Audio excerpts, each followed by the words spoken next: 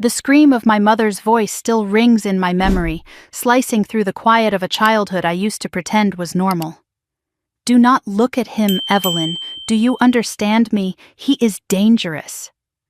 Her words slammed into me all through my early years, sharp, final, cold, and for a long time I believed them.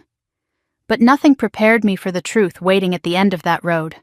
Not the 10-foot fence my parents built to keep him out, not the 3 lawsuits they filed just to drive him away, not the nights I lay awake hearing them whisper about him like he was a monster hiding under my bed, and certainly not the day he died when I found myself standing alone at his funeral, staring into a grave no one else cared to visit. The priest didn't know his name. The neighbors didn't show up. My parents didn't bother to ask where I'd gone. But then a young lawyer stepped out from the shadows, handed me an envelope with trembling hands, and said, "Miss Ward, he wanted only you to have this." The weight of that envelope felt heavier than the coffin. Inside it was a truth so devastating, so impossible, so intimate, it split my life into before and after. I once thought my parents hated our neighbor because they feared him. I was wrong. They hated him because they feared the day I would learn who he really was. The funeral was on a bleak February afternoon, the kind where clouds hang low like unspoken confessions. I arrived early, standing beside a modest plot of earth, barely framed by winter grass. No flowers, no visitors, not even the thin courtesy of curiosity from strangers. The cemetery was silent except for the scrape of shovels preparing the site. The only sound that wasn't mechanical was my breath, shallow, uneven, echoing a kind of grief I didn't yet know how to understand. The coffin looked too small for a man who had somehow filled the edges of my life even when he was forbidden to stand in its center. I pulled my coat tighter, wishing the wind were the only thing that made me shiver. Raymond Kessler had been my neighbor for 34 years, and yet I was the only one here. As the priest recited verses in a voice so automatic it might as well have been wind, my thoughts drifted to the fence, the monstrous wooden wall that ran between our properties like a scar. 10 feet tall, reinforced, stained a dark color that seemed determined to swallow sunlight. I'd once believed my father built it to protect us. I now knew better. Still, even this morning, even now, as the coffin lowered inch by inch, I could hear my mother's clipped warning. "He is dangerous, Evelyn. Men like him destroy families." If she had stood beside me today, would she have felt triumph, relief, disgust? Or would she have stared into the grave and felt what I felt, an ache shaped like regret? I doubted she would ever come here. My father certainly wouldn't. They had spent too many years waging a quiet, bitter war against this man, suing him, shaming him, pointing at him with trembling conviction every time I dared ask why. The truth was, they didn't hate him. They feared him. They feared what he knew, what he'd lived through, what he kept hidden. The priest closed his book. The workers stepped away. It was done. And I remained frozen. Part of me wanted to apologize to the earth, to the sky, to him, for believing my parents, for keeping my distance, for not understanding who he really was until it was too late to thank him. I stood there until the cemetery crew left, until the priest climbed into his car, until the last traces of ceremony faded into the cold. Only when the wind shifted and dusk crept across the sky did I turn to leave. That was when I saw him. A young man in an ill-fitting suit, mid-30s, brown hair, slicked-back shoes, muddy from the grass. He approached with a nervous, hesitant energy, as though unsure how close he was allowed to stand. "Miss Ward?" he asked. "Yes," I replied. He held a leather briefcase so old it looked inherited. "My name is Andrew Callahan. I was Mr. Kessler's attorney." Attorney? The word hit strangely. Raymond had spent a lifetime alone, so why would he need an attorney? Why would he leave instructions? Why would he care if no one came to this funeral? Andrew reached into his briefcase and pulled out a sealed envelope. "He left this for you. Explicitly for you. He insisted." My pulse quickened. For me, he nodded. He said, You would understand when the time came. The envelope was cold in my hands, as though it had been waiting in the dark for far too long. My name Evelyn was written in slanted handwriting I recognized instantly, even though it had been years since I'd seen it. "I don't understand," I whispered. Andrew hesitated. "He spoke of you often. With affection." Affection. The word caught in my throat. "He wasn't the man your parents made him out to be," Andrew added gently. "That's all I will say. The rest is in the letter." He stepped back as if his part in this story was over. Maybe it was. I stood alone again, the envelope heavy in my palm. I held it tightly, as though it might slip away like all the moments I had wasted. Before opening it, I let my gaze settle once more on the mound of earth. A quiet promise rose in my chest, one shaped by longing and guilt, one I felt deep in my bones. "I'm here," I whispered to the grave. "And I'll learn the truth. I swear I will." I walked slowly back to my car, the envelope clutched against my chest. My hands shook, but I didn't let go. I couldn't. Every step made me feel as if the world were changing shape beneath me, as if the ground were shifting to reveal something long buried. When I slid into the driver's seat and shut the door, the silence felt too intimate, too expectant. I rested the envelope on my lap, tracing the edges with trembling fingers. I inhaled, exhaled, and opened it. The smell of old paper hit me first, the kind of scent that carried time inside it. The letter unfolded neatly, as though handled with care, perhaps many times by hands that knew they wouldn't hold it forever. "My dearest Evelyn," it began. My breath caught before I could read further. The words blurred for a moment. I blinked, wiped my eyes, and continued. "If you are reading this, it means I am gone. And it means I must finally tell you what I never had the courage to say in life." My heart pounded. "I have loved you every day of your life." Tears burned hot and fast down my cheeks as the world fell silent around me. "Every day of your life." The letter continued. "You were kept from me, hidden from me. But I watched you grow, spoke to you when I could cherished every moment you allowed me to be near you. You brightened years of my life I thought would remain dark." A sob escaped me. I covered my mouth. "I know your parents told you to fear me. They did so not because I had harmed them, but because I knew a truth they spent their lives trying to bury." A chill ran through me. "Evelyn, I am your grandfather." I read the line again, and again. My grandfather. The man behind the fence.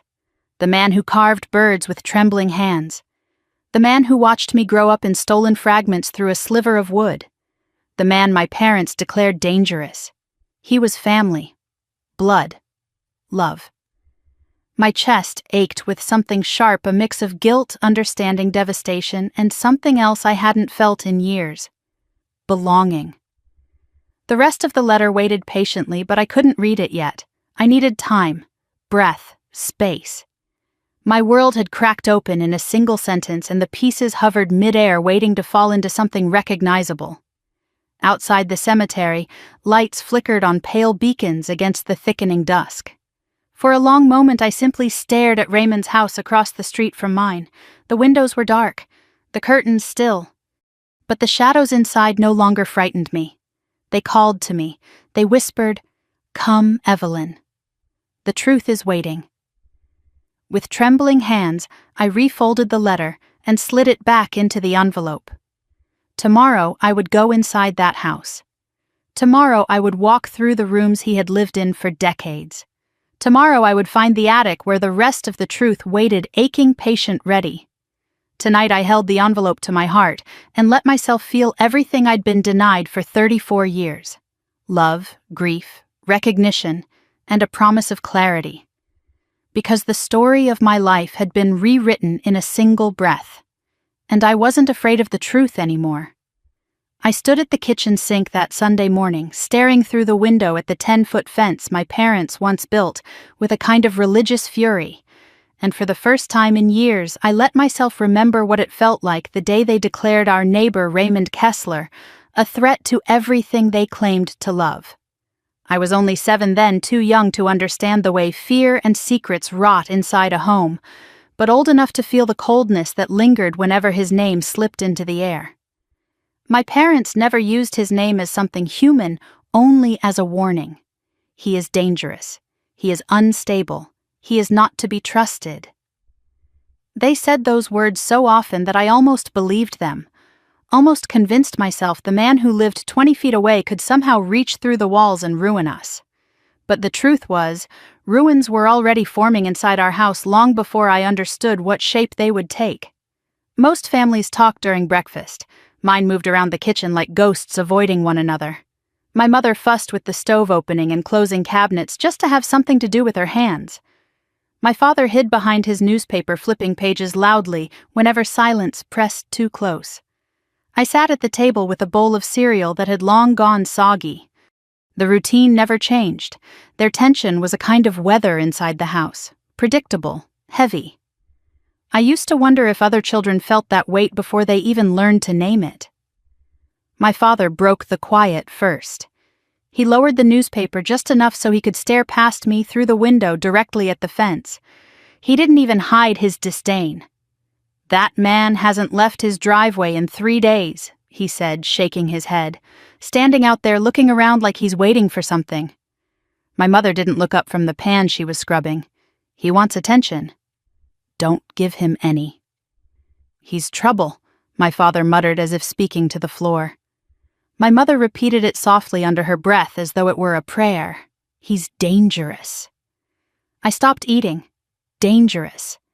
I didn't know what that meant in the real world. In my imagination, danger meant monsters or strangers or shadows that chased you down alleys. But Raymond didn't look like a monster.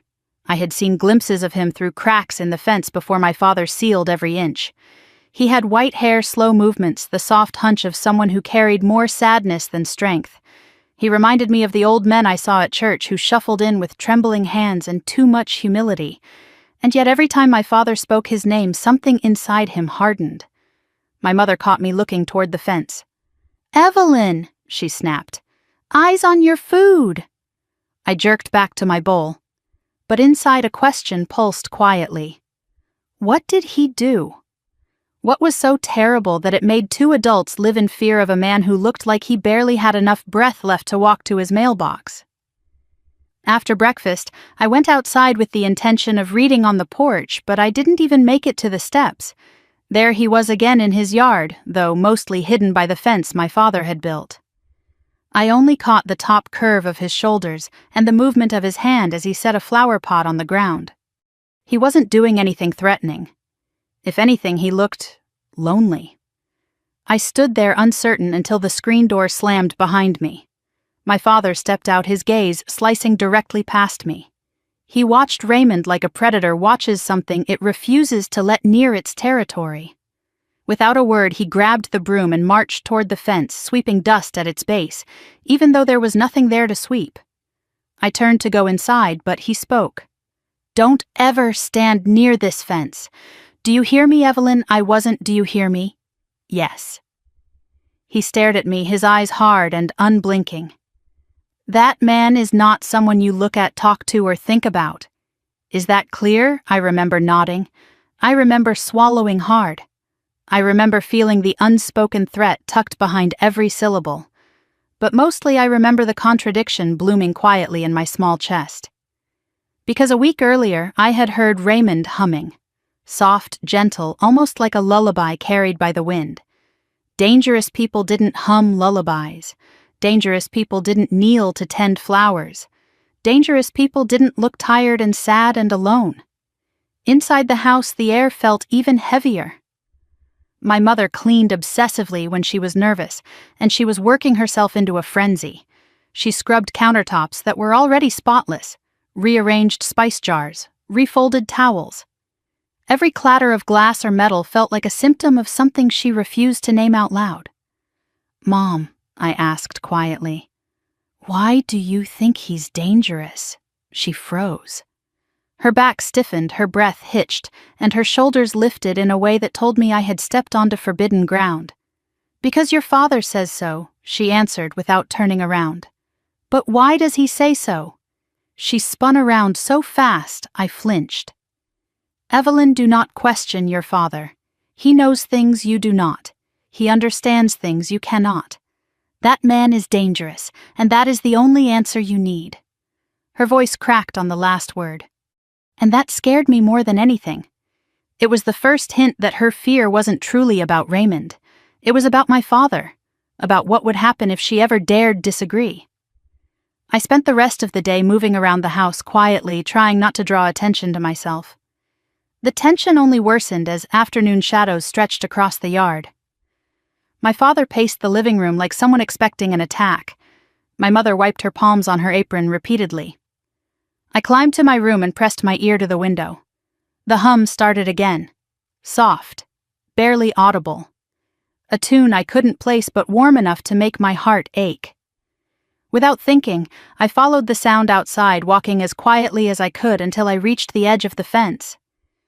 I wasn't planning to talk to him. I wasn't even planning to look through the hole. I just wanted to hear the humming. But when I knelt down, something caught my eye. A shape, a sliver of light, a glimmer of movement, and then a shadow slowly shifting toward the small knot of wood that time had carved into an opening. Before I knew it, before fear or obedience or caution could pull me back, my face was near the hole. Then I saw him. Not the version my parents described, not the monster my father imagined. Just an old man sitting in a chair with a book on his lap and the gentlest expression I had ever seen. He wasn't humming now. He was simply breathing, eyes closed, a look of peace as rare in my world as kindness itself. He opened his eyes at the sound of my breath. He didn't startle. He didn't glare. He didn't look offended or suspicious. He smiled. Softly. As if he had been waiting for this exact moment. "You shouldn't be here," he said quietly. Something in me tightened. "I know. And yet you are." I heard humming. He nodded slowly. "I hum sometimes when I'm lonely." I swallowed. "Are you lonely a lot?" He let out a breath that trembled just slightly. "Every day." His honesty tugged at something deep inside me. I didn't know what to say, didn't know how to comfort a grown man when I could barely comfort myself. Before I could think of anything, he added, "But I feel less lonely right now." I felt heat rush to my cheeks. We looked at each other through that tiny hole, and for a moment the fence didn't feel like a barrier. It felt like a connection. Then he reached into his pocket and rolled a small wooden carving toward me. A bird. Smooth, carefully shaped, the kind of thing made by hands that worked slowly and with love. "For you," he whispered. I stared at it. Why? Because someone should give you something kind today. My breath caught. Behind me, the porch door creaked. My father's voice called my name, sharp and irritated. I panicked. Raymond saw the fear in my eyes and leaned back, gently lifting his hand in a small, reassuring gesture. "Go." I won't say a word. I ran inside before my father could come searching. Dinner that night tasted like nothing. My mother kept glancing toward the window as if expecting danger to crawl through the glass. My father muttered darkly under his breath, the words too low to decipher but heavy enough to alter the air. I didn't speak. I barely breathed.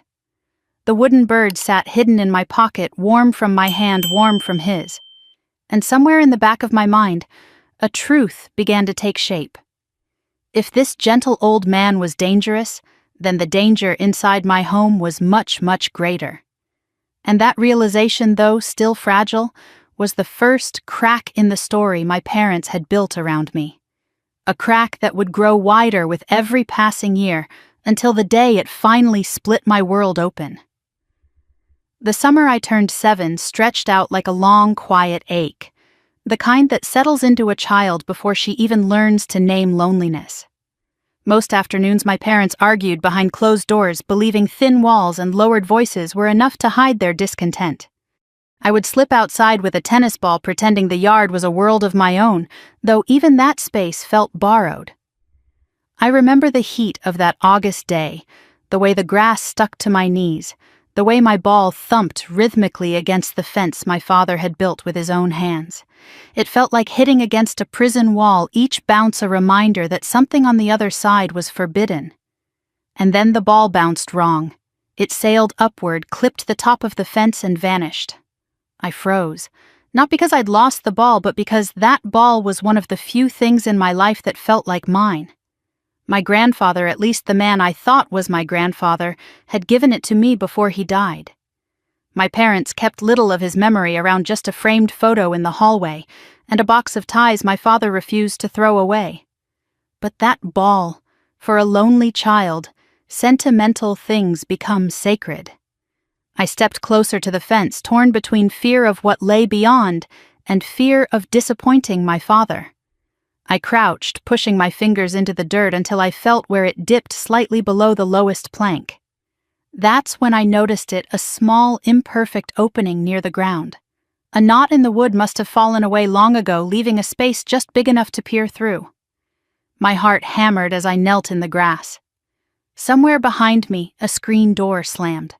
Somewhere inside, my parents' voices thudded against the windows. But here at the base of the fence, the world felt strangely still. I lowered my eye to the hole. At first, I saw nothing but a blur of sunlight. Then I saw a patch of green Raymond's lawn, always neater than ours. And then I saw him. He sat in a worn wooden chair, a book open in his lap. His white hair glowed faintly under the sun. His face, lined with the softness of age, turned slightly, as though he sensed movement. I didn't expect him to notice me. But he did. He looked directly into the hole directly at me.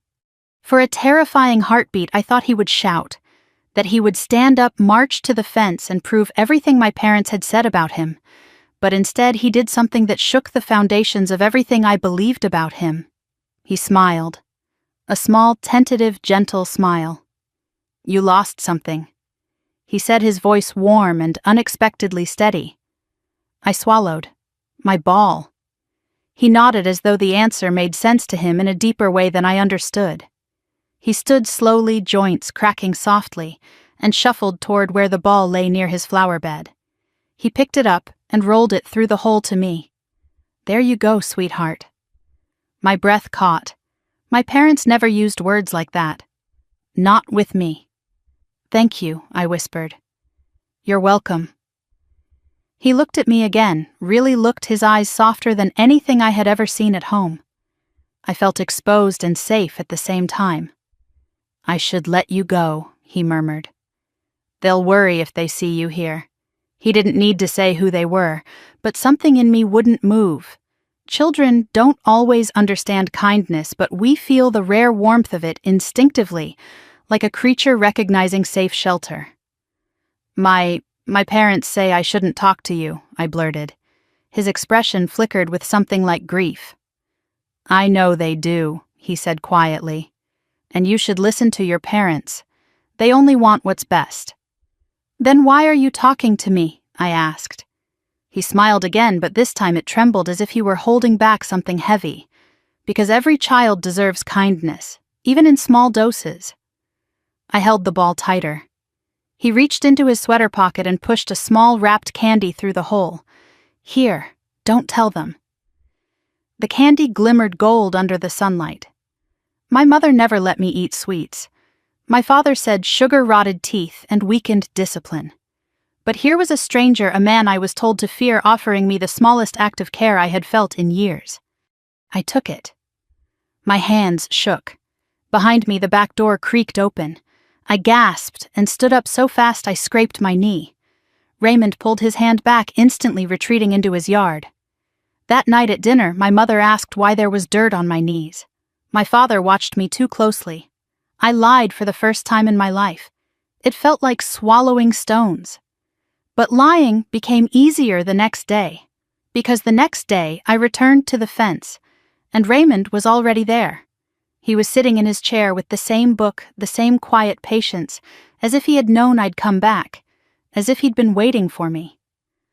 I knelt down before the hole, my hands damp with anticipation, and he leaned slightly toward me. "Hello again," he said. I whispered back, "Hi."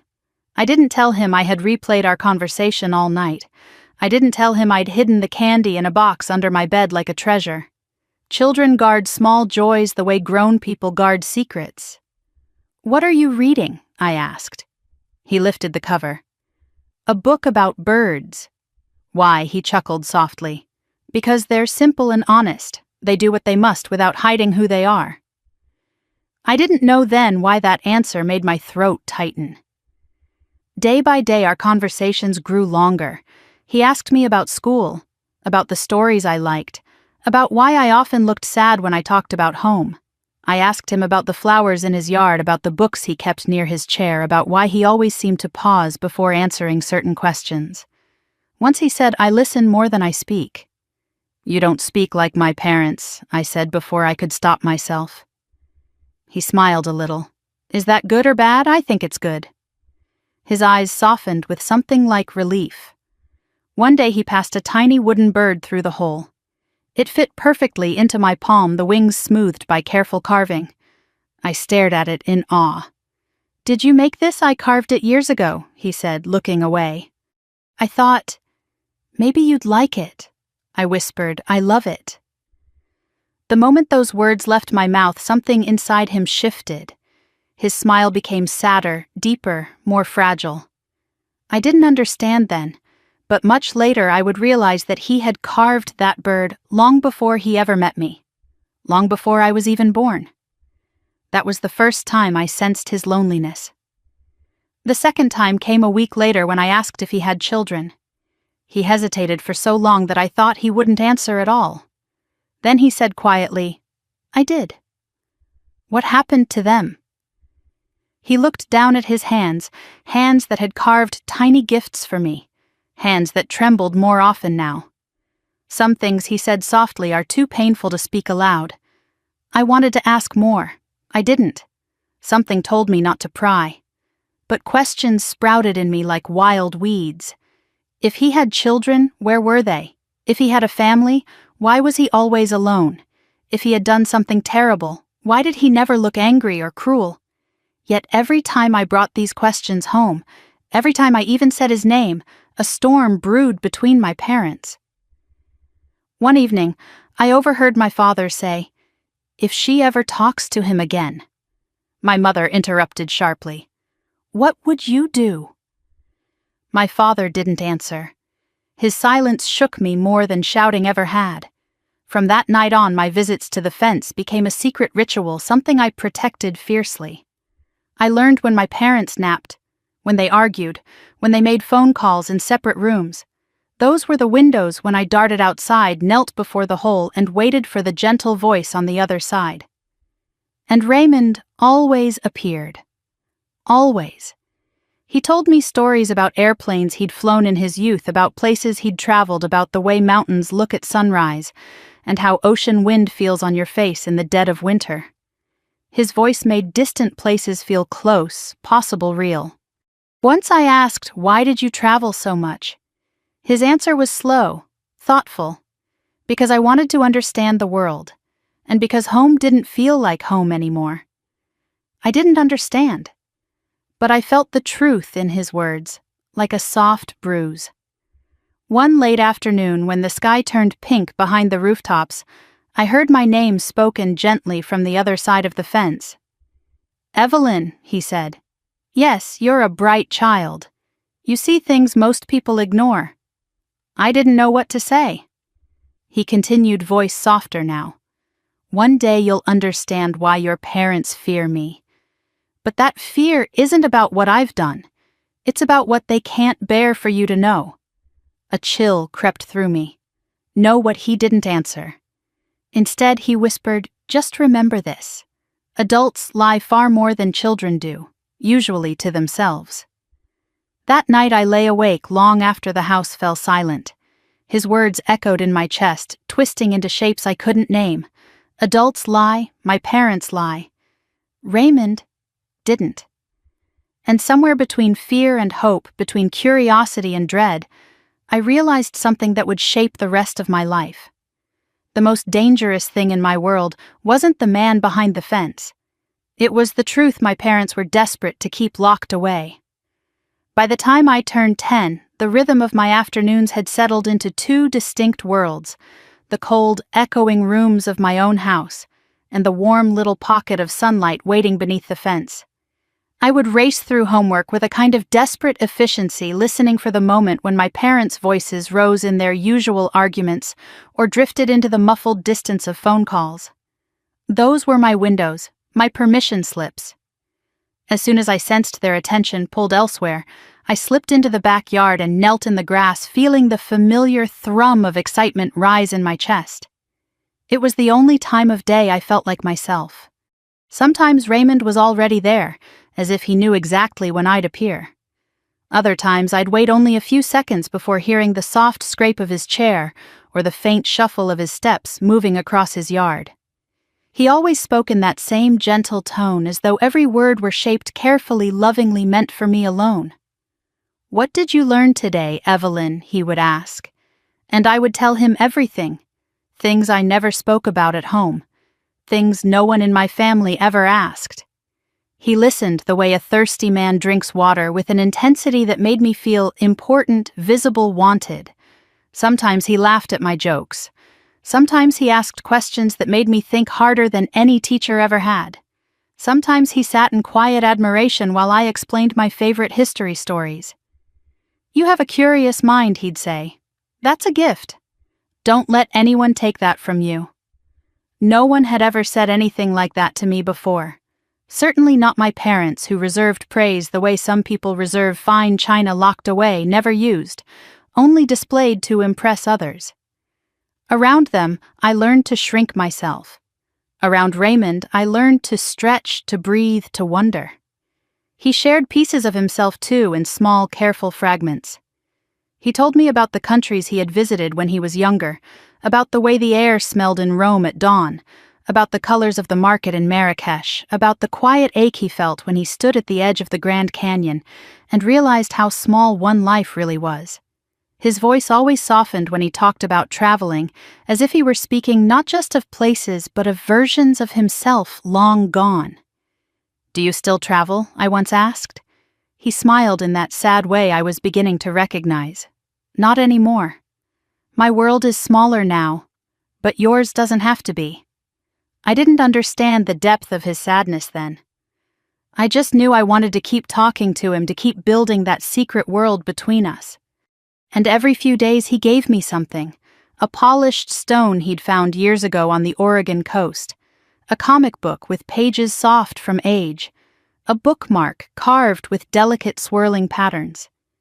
Each treasure felt like a lifeline, and I hid them all in a shoebox under my bed, terrified of what my parents would do if they discovered them. My mother especially had become increasingly suspicious. She watched me with an intensity that felt like a spotlight. Her eyes flicked to my hands, my pockets, my shoes, as if expecting to find evidence of betrayal. One afternoon I made a mistake. A tiny one, but in our house, tiny mistakes had a way of exploding into catastrophes. I dropped a candy wrapper in the backyard. It wasn't even from Raymond, just something I'd been saving.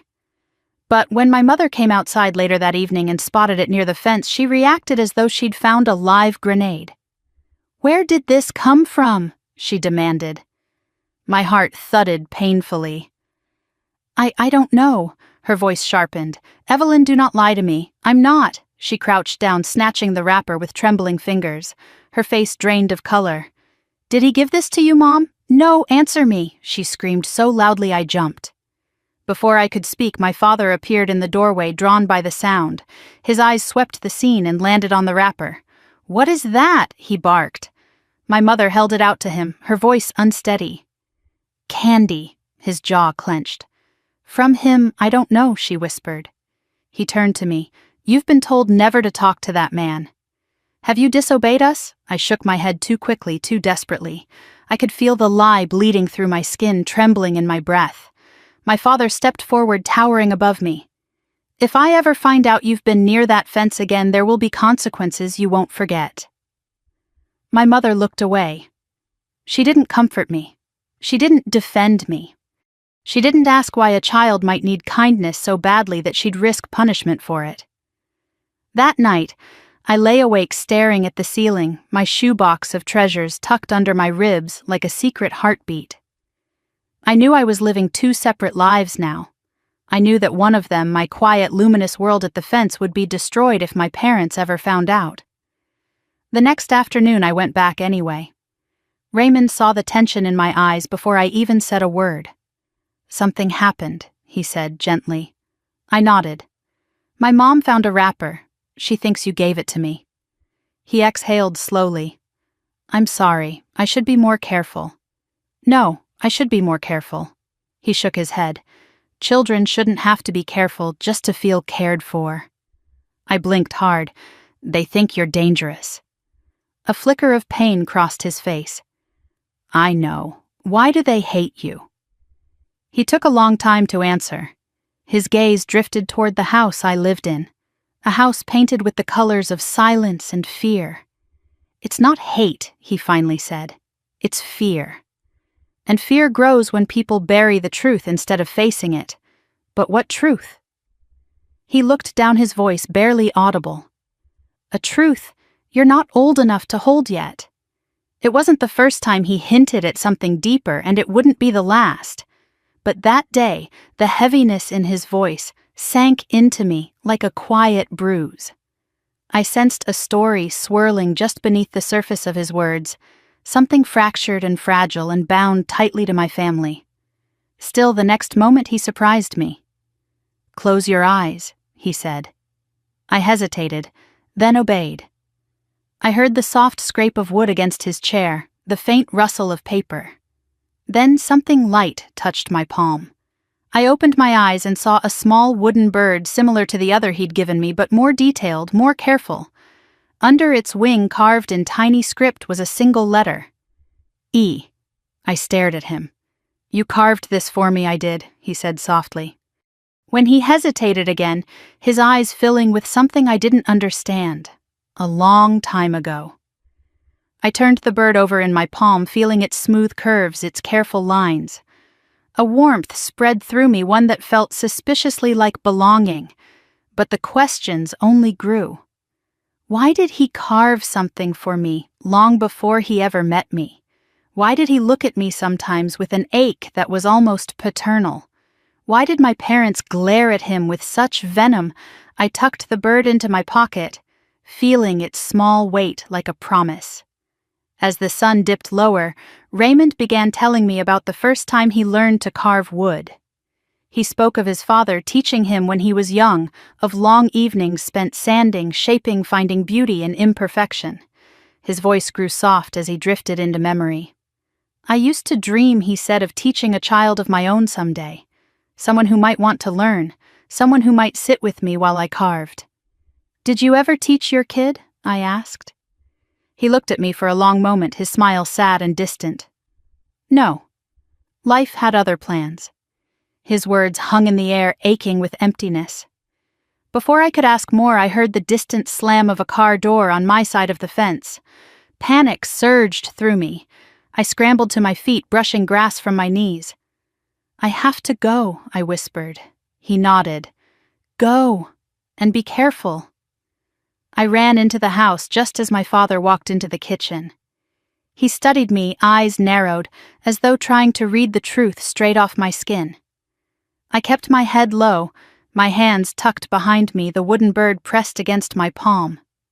That night when I lay in bed, I held the bird to my chest and closed my eyes. Raymond's voice echoed through my mind, soft and steady, a kind of lullaby born from longing. Somewhere deep inside me, a truth began to unfurl, quiet, tentative, but undeniable. This man, the one my parents loathed, saw me more clearly than either of them ever had. And though I couldn't explain why I felt drawn to him with a loyalty I didn't yet understand, I didn't know then that he had been waiting for me long before I was old enough to walk. I didn't know he was watching my life from behind shadows of grief and guilt. But I felt something, a connection, a thread, a question that would change everything. Why does he look at me like he's remembering something precious? I fell asleep clutching the wooden bird, unaware that the truth behind that look would one day shatter everything I believed about who I was and where I came from. I was 16 the first time I stood on Raymond Kessler's front steps, my hand hovering over the doorknob, my pulse drumming hard enough to shake my ribs. Until that day, every moment we shared had been filtered through the narrow opening beneath the fence, a secret world small enough to fit inside a child's imagination. But childhood was slipping away from me fast and quietly, and something inside me ached for more than whispered conversations through a sliver of wood. I wanted to see him without barriers. I wanted to understand why he sometimes looked at me as though he were remembering a life he'd once lived. The sky was a pale winter blue that afternoon, cold and clean. I had used my new driver's license as an excuse to slip out of the house. My parents barely noticed my comings and goings anymore. They were preoccupied with their own battles, silent or otherwise. I parked around the corner so they wouldn't hear the engine or glance out the window and spot me. My breath fogged in front of me as I walked up the walkway to Raymond's porch. For a moment I hesitated, my hand shaking in midair, wondering if I was doing something irrevocable. But I knocked, softly at first, then with more courage. Footsteps shuffled inside. The door opened an inch, then fully, and there he was. The man my parents had called dangerous. The man who had given me candy and carved wooden birds with trembling hands. The man who sometimes said my name so gently it made my throat tighten. His eyes widened when he saw me. "Evelyn," he breathed, his voice, half wonder, half fear. "What are you doing here? I wanted to see you," I said. "For real. Not through the fence." He looked over my shoulder toward my house. His jaw tightened. "Your parents would be furious." "I don't care." He studied my face as though searching for hesitation. When he found none, something in him softened. "Come in," he whispered. I stepped into his home for the first time, and the world shifted. The air smelled like pine and old books and Earl Grey tea. Every wall was lined with shelves overflowing with novels, maps, journals, and worn paperbacks whose spines had been cracked open 100 times. Photos hung in mismatched frames, mountain ranges, city streets, oceans, sunrises, each one a window into a world he had once walked. I had never been in a place that felt so lived in, so full of story. My house had always felt like a display, clean, coordinated, stiff void of warmth. But Raymond's home felt like someone's heart. He motioned for me to sit on a large yellowing couch, then shuffled to the kitchen. I heard a kettle whistle. Moments later, he returned with 2 steaming mugs of tea. I imagined this moment, he admitted quietly, settling into the armchair across from me. "Seeing you here. Face to face." "Me too," I whispered. We sat in silence for a few seconds, studying each other without a fence between us. His eyes were tired, rimmed with age, but they held a depth I never saw in my parents, a mix of sorrow and pride and something like longing. "You've grown," he said softly. "So have you," I teased gently. He laughed, the sound warm and crackling. I took a sip of tea and glanced around the room, absorbing everything. A small cat I'd never seen before stretched on the windowsill, tail twitching lazily. Blankets lay folded with care. A carved wooden box sat on the coffee table, polished and intricate. "It's cozy," I said. "It's lonely," he corrected, then gave a small smile. "But it's mine." The honesty in his voice made me exhale slowly. My own home was neither cozy nor lonely. It was tense, rigid, a place where words were measured and affection rationed. I felt safer here than I ever had in the house I grew up in. I told him about school, about my favorite teachers, about the essays I'd written on the Revolutionary War. He listened with an attentiveness that made me want to keep talking, keep offering pieces of myself. When I told him I wanted to study history in college, he leaned back, eyes shimmering. "I knew you would," he said. "How? Because you crave truth, even when others try to hide it from you." The comment pinched something inside me. I didn't understand how accurately he saw me or why it felt both comforting and terrifying.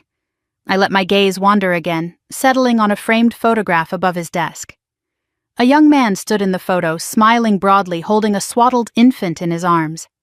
Beside him was a woman with dark hair and gentle eyes. The three of them glowed with undeniable joy. I pointed. "Who's that?" He stiffened. "That was a long time ago," he murmured. "They look happy." "Yes," he said quietly. "They were. Is the baby he cut me off softly? A grandchild. Someone I lost." The room felt suddenly smaller. My pulse sped. "I'm sorry," I whispered. He nodded but didn't elaborate. His gaze drifted to the floor, shoulders sagging beneath an invisible weight. I had the sudden urge to cross the room and hug him, something I'd never felt with my own parents. As the silence stretched, he cleared his throat and forced a smile. "Tell me more about your studies." We talked for hours about books, about courage, about choices that ripple through time. He asked me about my dreams, and when I hesitated, unsure how to voice them, he said, "You don't have to be afraid of wanting more than what you were given." Something broke inside me then. I felt tears prick my eyes, which embarrassed me, but he didn't look surprised. "I see the way you dim yourself," he said tenderly. "You don't have to do that here." My breath trembled. I don't know how to be any different. "You will," he murmured. "With time. With truth." I wanted to ask what truth he meant, but before I could, I noticed the door at the end of the hall slightly ajar. Inside, I glimpsed a desk piled with letters, a half-open album, and a wooden chest with the letter K carved on top. "What's in there?" I asked. He turned sharply. "You shouldn't go in that room." His voice wasn't harsh, it was frightened. "Why?" I whispered. "Because you're not ready." He pushed himself to his feet and closed the door gently, as though sealing something fragile, something dangerous. His hands shook slightly when he returned to his chair. "I'm sorry," I said. "No, sweetheart," he replied, voice soft again. "I'm the one who's sorry. There are things I've wanted to show you since the day you were born." He stopped. His face blanched. I froze. "Since I was born," he inhaled sharply, regretting the slip. "I misspoke," he said quickly. "I only meant since the day you first spoke to me." But the tremor in his voice betrayed him. A knot tightened in my chest. The conversation drifted to lighter things after that, but the air between us was different, charged with questions neither of us dared put into words. When the light outside began to fade, I stood reluctantly. "I should go," I said. He rose slowly, walking me to the door. His hand brushed mine for the briefest second, warm, trembling, familiar. "Thank you for visiting me," he whispered. "It meant more than you know." I turned toward the driveway, but before I stepped off the porch, he said my name. I faced him again. His eyes glimmered in the soft evening light. "If one day you learn something painful," he said, "something that shakes the ground beneath you, promise me you'll remember this feeling." "What feeling?" "That you were loved." My throat tightened, unable to respond. He added softly, "More than you'll ever understand." I didn't know what he meant, not yet. But the words burrowed deep, planting themselves like seeds that would grow roots in the darkest moments of my future. As I got into my car and drove away, I glanced in the rearview mirror. Raymond was still standing on the porch, watching me with an expression so full of longing it nearly broke me. At the time, I thought he was simply an old man grateful for company. I didn't know he was looking at his granddaughter. I didn't know he was hoping for one more chance before the truth shattered everything. I didn't know he was trying to memorize me, because he feared one day I might disappear from his life the way his son once had. If I had known then, maybe I would have turned back. Maybe I would have asked him what he meant. Maybe I would have saved both of us years of ache. But at 16, I only knew the smallest fragment of the truth. And I had no idea the rest of it was waiting in the shadows, gathering strength, preparing to break open the world I thought I understood. By the time I turned 18, the seasons in Providence had begun to change faster than I could keep pace with them, and so had Raymond. I noticed it first in his breathing, the quiet hitch between sentences when he tried to tell me a story. Then in the way his hands trembled slightly when he poured tea, or how he sometimes lost his place in a book he'd read a dozen times. It was subtle, almost delicate the way age crept into him. But once I saw it, I couldn't unsee it. It pressed into my chest every time I walked up his porch steps. One afternoon in early November, I found him in his living room, staring out the window, as if trying to remember what the world looked like in color. He didn't hear me enter. When I finally spoke his name, he turned slowly, as though waking from a dream. He wasn't ready to leave. "You scared me," he whispered, but there was a smile behind his words. "You okay?" I asked, studying the way he sank back into his chair. "Just tired. Happens more often these days." I sat beside him, and for a moment neither of us spoke. The quiet between us had never been uncomfortable before. But today it felt weighted like a truth waiting at the edge of a cliff. His eyes drifted toward me, soft, but clouded.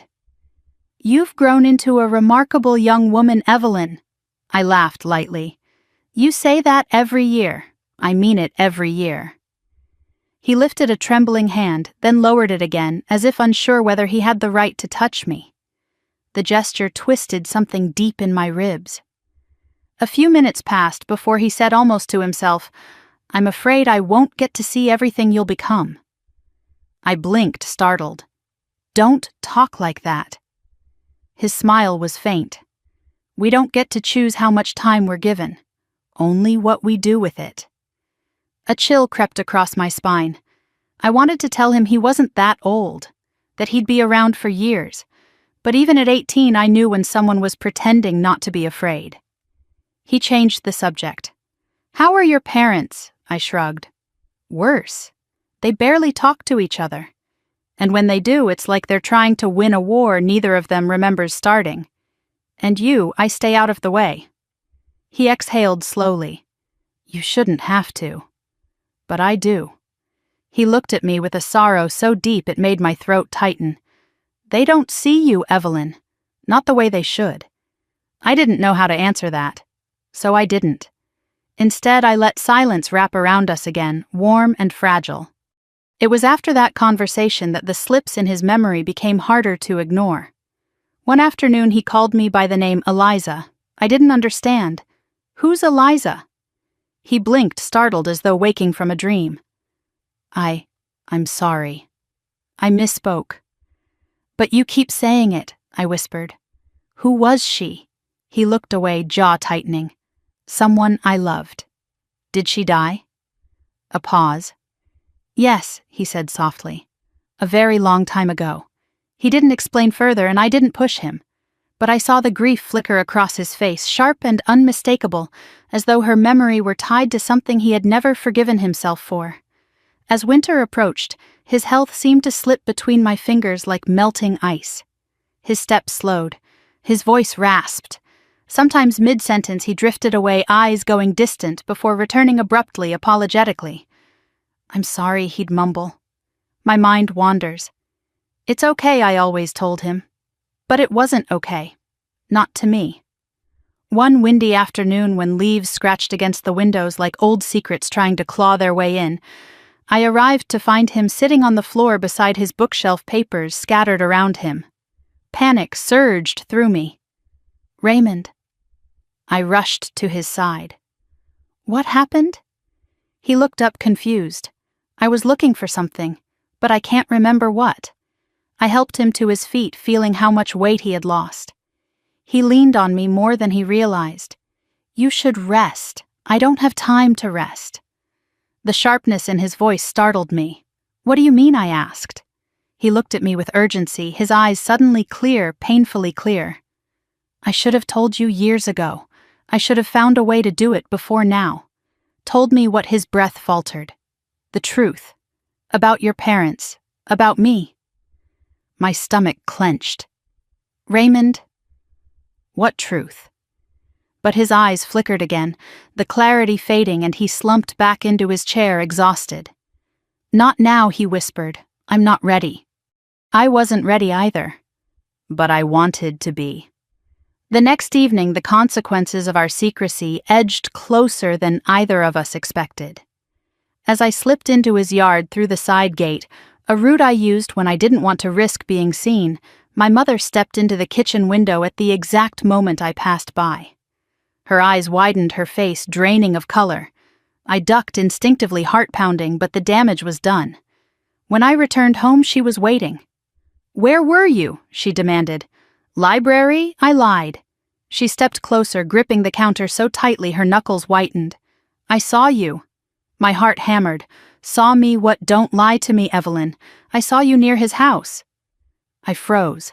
My father appeared behind her, his shoulders tense. "You disobeyed us." I opened my mouth, but no sound came out. My mother's voice broke. "Do you understand how dangerous he is? How much we've tried to protect you?" "Protect me from what?" I shot back. "He's never done anything to hurt me." "You don't know what he's capable of," my father snapped. "Then tell me," I cried. "What did he do? Why do you hate him?" They both fell silent. My mother closed her eyes, a tear slipping down her cheek. "Some things you're better off not knowing." My father's face twisted, not with anger but with panic. "Stay away from him," he said, his voice shaking. "If you know what's best for you, stay away." I ran to my room, slamming the door behind me. For the first time in my life, I felt a crack of doubt, not about Raymond, but about them. What were they hiding? Why did the idea of me knowing the truth terrify them so much? The next week, Raymond seemed even weaker. He forgot the titles of his favorite books. He asked me the same question twice within minutes. One day, as we sat together at his dining table, he suddenly reached for my hand. "I'm sorry," he whispered. "For what?" "For not being there the way I should have been. For not telling you sooner. For letting fear guide my life." My pulse quickened. "Raymond, are you talking about my parents?" His eyes shimmered with pain. "I made choices long ago that set everything in motion. Tell me," I pleaded. "Tell me what happened." He shook his head. "Not yet. But soon. Before it's too late." A chill spread through me. Too late for what I asked. He didn't answer. Instead, he asked me about college, what I wanted to study, where I hoped to go. I told him I'd been accepted to Providence College, that I wanted to live close enough to keep visiting him. At this, something like gratitude washed over his face. "I'm glad," he said softly. "I want to see you grow into who you're meant to be. I come here because you believe in me," I admitted. "No one else does." His eyes softened. "Of course I believe in you." Then after a pause, he added quietly, "You're my greatest joy, Evelyn." I felt those words sink into me like sunlight warming a place long left cold, but even that warmth couldn't quiet the fear rising in my chest. Something was happening to him, something I was powerless to stop. On my last visit before starting college, he walked me to the porch as always. But this time he clutched the railing, his breath thin and ragged. "You shouldn't strain yourself," I said, worried. He shook his head. "Let me look at you." I turned toward him, and his gaze swept over my face with such tenderness that my throat tightened. "If I'm not here when you come back," he whispered, "I want you to remember one thing." My breath caught. "What? That the darkness your parents fear is just the truth, and the truth will set you free." I stared at him, stunned. "Raymond, what does that mean?" He reached for my hand. "You'll understand when the time comes." I wanted to demand answers. I wanted to refuse to leave until he told me everything. But the look on his face stopped me, a look of exhaustion, of resignation, of love. I stepped off the porch, turning back once more. He stood there in the fading light, silhouetted against the yellow glow of the doorway, his hand lifted in a trembling wave. I didn't know then that it would be one of the last times I ever saw him alive. I didn't know that the truth he'd been guarding for decades was already waiting for me, packed away in a box in the darkness of his attic. And I didn't know that everything I loved, everything I feared, everything I believed about my family was about to be swept into a storm I could no longer avoid. But I felt it, in the heaviness of his breath, in the shakiness of his touch, in the quiet desperation behind his final smile. Something was coming, something that would change my life forever. The funeral was held on a Thursday morning in late October, the kind of cold, brittle morning when the world feels like it's holding its breath. Frost clung to the grass like a thin layer of glass. The trees stood nearly bare, their branches rattling softly in the wind. It felt wrong somehow to bury a man who had given me warmth on a day so bitter and gray. I stood alone at the edge of St. Mark's Cemetery, my hands shoved into the pockets of my coat, watching two workers lower Raymond's casket into the ground. There were no mourners, no flowers except the ones the funeral home placed as part of the basic package, no hymns, no whispered condolences, no faces lined with loss. Just me. And the priest flipping through his prayer book with the mechanical detachment of someone who had done this 1,000 times for strangers he would never know. I didn't cry at first. I felt suspended, too numb to understand grief, too old to sob like a child, too young to make sense of what it meant to lose the only truly steady presence in my life. The priest murmured his final blessing. The workers tightened the straps. The casket descended slowly, disappearing inch by inch beneath the earth. A rush of cold wind blew across my face and something in me cracked. He was gone. Raymond was truly gone. A man who had spent 35 years living behind a fence just to be close to me. A man who waited for me on summer afternoons and carved me wooden birds with initials he never explained. A man who looked at me sometimes as if he were memorizing the shape of my face because it reminded him of someone he had loved. I knelt beside the grave, pressing my glove against the loose dirt. "I'm here," I whispered. I stayed. "I'm still here." My breath fogged in the morning air. "I'm sorry you were alone." My voice trembled on the final word, and then all at once the tears came hot, heavy, unstoppable. Not polite tears, not quiet ones, but deep sobs pulled from a place I had spent a lifetime trying to hide. I cried for him. I cried for myself. I cried for the years we lost to lies I didn't yet understand. The workers lingered awkwardly until I nodded for them to leave. The priest shook my hand with a rehearsed expression of sympathy. And suddenly I was alone again, surrounded by silence, staring at a fresh mound of earth that felt impossibly final. I stayed until the wind turned sharper, until my legs ached from kneeling, until the cemetery groundskeeper started glancing toward me, as if worried I might bury myself beside him out of grief. When I finally stood brushing dirt from my knees, a man in a charcoal suit stepped forward from the shadow of a nearby oak. He looked young, maybe around 30, with hair too neat, and a leather briefcase clasped tightly in his hand. His shoes were damp from the frosted grass. "Ms. Ward?" he asked cautiously. "Yes?"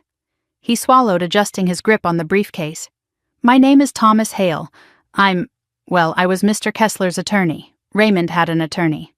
The idea struck me strangely.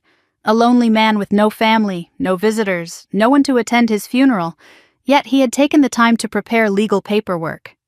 Something about that made my skin prickle. Thomas gestured toward the grave. "I wasn't sure you would come." "Why?" He offered a sad, almost knowing smile. "He said you would be the only one." My breath caught. "He told you about me?" "Yes." Thomas reached slowly into his briefcase and withdrew a large sealed envelope. He left strict instructions. "I was to give this to you personally. No one else." My gloved fingers hesitated. "What is it, his final letter?" Thomas said gently. "And the key to his house. He designated you as his sole beneficiary." It took several seconds for his words to settle. Beneficiary. That doesn't make sense. I wasn't. He watched me with careful eyes. "He wanted you to know the truth. All of it." My heart lurched. There it was again, that word. Truth. The one he had whispered to me on his porch. The one he'd guarded like a fragile secret. The one my parents seemed terrified would ever reach me. I looked at the grave, the damp soil darkening under my feet. Is this about why my parents hated him? Thomas didn't answer. He didn't have to. His silence made everything louder. He pressed the envelope into my hand. "You should read it somewhere private." I stared at my name handwritten across the front, Evelyn. The ink was slightly smudged as if his hand had trembled while writing it. "I'm sorry for your loss," Thomas added quietly before stepping back. "He cared for you more than you know." Before I could respond, he turned and walked toward the gate, his dark figure dissolving into the pale morning fog. I clutched the envelope to my chest, suddenly terrified to open it. My breath felt thin, brittle. I understood in that moment what he had meant when he told me the truth would free me and break me. I walked to my car on unsteady legs, driving aimlessly, until instinct led me to a place neither memory nor logic guided. A small overlook above the river, quiet except for rustling leaves and water folding gently against the shoreline. I sat in the driver's seat, fingers trembling as I peeled open the seal. Inside was a single handwritten letter and a brass house key tied to a faded piece of ribbon. And when I unfolded the letter, I saw his handwriting shaky, familiar, full of pauses and cross-outs, as though he had rewritten the same sentence 100 times before surrendering to truth. My dearest Evelyn, if you are reading this, it means I am gone, and it means I failed to tell you in life what you deserved to know from the moment you were born. My breath caught, the paper blurred. I blinked hard and kept reading. I am writing now because love gives courage that fear never could, and my love for you has been the one constant light in my life for 35 years. 35 years. The exact amount of time he had lived next door. My heart thudded painfully. Your parents told you I was dangerous. They built fences to keep you from me. They filled your childhood with fear of a man who had never harmed anyone. But they did it because they knew the truth, and they were terrified you might discover it. My fingers clenched the page. Every breath hurt. Evelyn, I am your grandfather. The world seemed to tilt. A ringing filled my ears. I read the line again and again. Grandfather. He wrote the next part carefully, as though afraid the words might wound me more than they healed. Your father, whose name was once Daniel Kessler, is my son. I felt a shock of cold run down my spine. He continued each sentence, tightening the knot in my stomach. When Daniel was 23, he committed a terrible act. A hit and run. A woman lost her life. 2 children lost their mother. I froze. He fled the scene. And for weeks afterward he lived in fear until he finally confessed to me. My heart hammered. I begged him to turn himself in. I told him that redemption begins with truth. But he refused. He told me that if I spoke a word of it, he would disappear, change his name, cut me off, erase me from his life. You know now that he meant it. My eyes stung as I read the next line. He left me and I lost my only child. My breath trembled. My father had never mentioned any of this. He had never spoken of a past life, of a different name, of a tragedy that had shaped the man he became. Raymond continued, his handwriting growing less steady. When I learned he had married, and that you had been born, I knew I couldn't lose you too. I pressed a hand to my mouth, tears slipping down my wrist. So I sold everything I owned and bought the house next door. I have watched you grow from the moment you first opened your eyes. A sob escaped me. He wrote more. I carved birds for you long before you could walk. I spoke to you through the fence because it was the only way your father allowed me to love you. Every gift I passed through that sliver of wood was a prayer that one day you would know who you truly are. My vision blurred completely. I kept reading. In my attic is a box labeled The Truth. Inside are documents, letters, photos, everything you need to understand what happened the night Daniel changed all our lives. And then the final line. I am proud of you, Evelyn. I always have been. You were never alone. You were always loved. Your grandfather, Raymond Kessler. I sat in the car for a long time, the letter trembling in my hands. Everything I thought I knew about my family, about my childhood, about the man behind the fence, shifted beneath me. He wasn't dangerous. He wasn't a stranger. He wasn't the villain of my parents' stories. He was my grandfather, and my father was hiding something monstrous. I looked at the key tied to the ribbon, feeling its weight, his last gift to me, a key to the home he had built around longing, a key to the truth waiting in his attic. And I knew with sudden clarity that nothing in my life would ever be the same again. The house felt different the first time I entered it after Raymond's death, like the air itself had paused, waiting for me to breathe life back into rooms that had stood still for weeks. I unlocked the front door with the brass key tied to the faded ribbon and stepped inside. The smell hit me, first pine dust, and something softer, something I could only describe as him. My throat tightened as I closed the door behind me. I walked slowly through the living room, touching the back of his favorite armchair, tracing the edges of his bookshelves, remembering the way he used to sit with a blanket over his knees, ready to listen to whatever story I brought him. The silence inside the house wasn't empty laughter or cold absence. It felt haunted with love. I crossed